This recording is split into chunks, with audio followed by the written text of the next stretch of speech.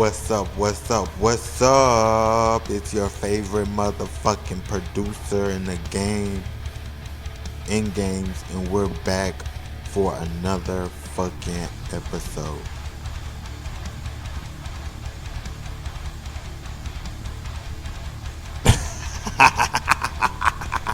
Y'all know I had to. Y'all know I had to with this one. Okay, let's get into the motherfucking topic. um, pass me my water. Pass me my. Thank you. Thank you. Okay. Um, Lorna Shore is a American deathcore band that originated in, okay, I don't know when they originated, but we're talking about Lorna Shore tonight because I am just tired of y'all asking me to talk about this fucking band.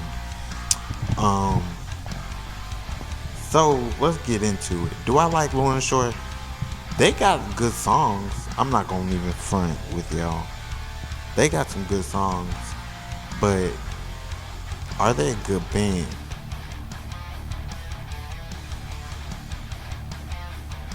Okay, my thoughts are, okay, I'm gonna just put it like this. When I was in high school, I was a fucking gatekeeper. I was in charge. I was the leader of the group. I was the leader of the whole fucking school. And all the emo kids had to listen to what the fuck I said about bands until they realized, okay, he's just gonna say some dictator ass shit until we realize he's a dictator. And that's exactly how high school went for me. Back then, you had to stay away from the mainstream or we couldn't hang out, period. And it took a little bit more than just being a band to actually be a successful band. And you have to have what I like to call the it factor. And I know some of y'all were born way after 2000, but let me explain. The it factor is basically a combination of having your shit together, as in not being a fucking pedophile, making good music consistently, and dropping a music video every now and then that entertained us while we had nothing to do. Now, not every band had the it factor, and sadly, at the end of the day, there's nothing that we can do about those bands. They were just out of luck. If you like those bands, that's cool. Do you, sis? Pop off, sis. But you can't hang out with me. And I think that once upon a time, it was an actual real challenge to become successful in what we now know as the deathcore industry, which still gets ignored as an industry, and be a successful band. I like to reference Attack Attack. When they first came out, it was groundbreaking. It was new. It had never been done before. It was loud and great. But that was before us. So, I mean, it was before you, not before me. But, you just can't go around liking any old band and thinking that you can fit in with us. Those rules still apply to this day. Fun fact, if you like mainstream anything pretty much, you can hang out with us.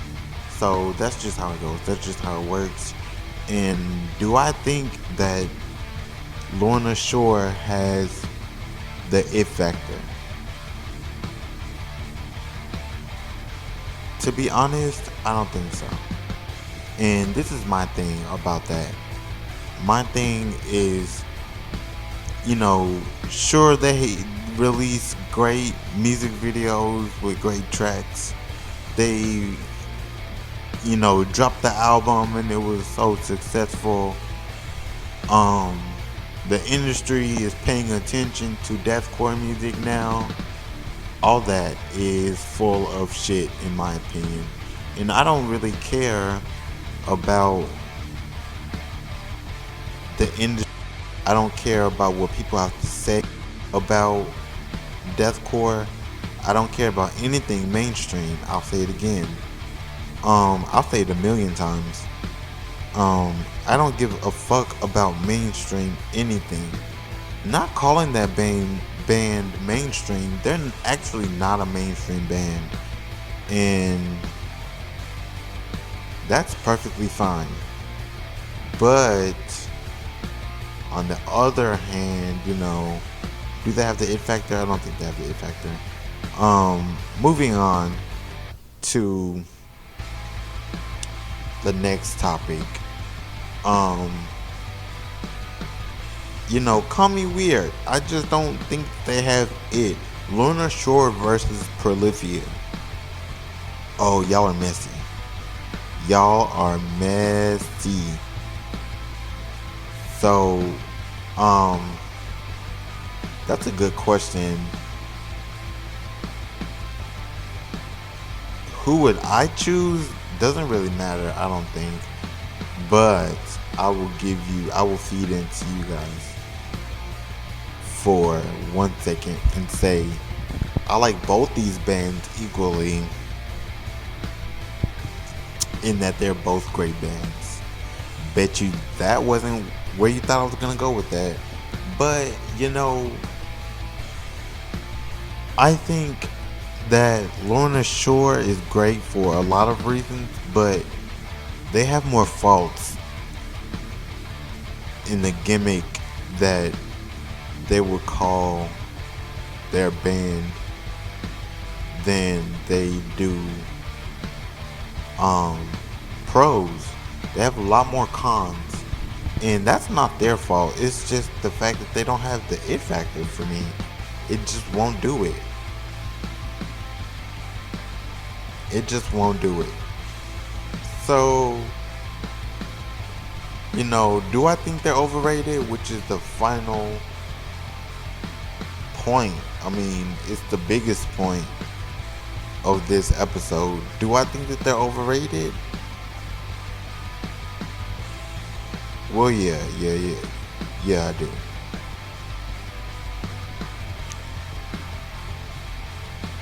Who is a better vocalist in metalcore/deathcore?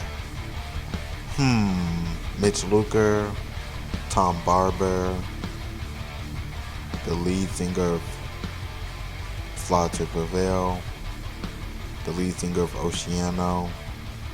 They're brutal, they're good, they're good bands, but what do I know?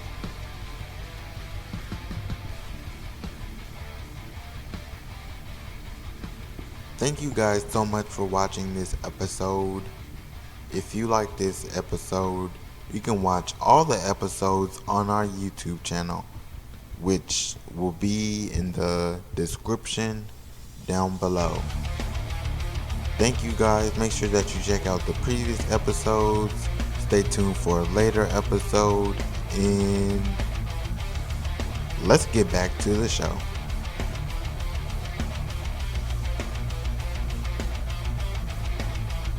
So yeah, a lot of y'all are gonna be mad at me, but there's nothing I can really say besides, do I think they're overrated? Yeah, they are pretty overrated. They have one good song that stopped being a good song when everybody started knowing it. Not because everybody started knowing it, but because that song got played to death and Through the Hellfire. Like, you get what you see where I'm going with this. Like, that song got played a million times for every person, and it got old. It got very tired, and it's just that band is not my thing. Thank you for watching. Stay tuned for another episode, and I'll be back.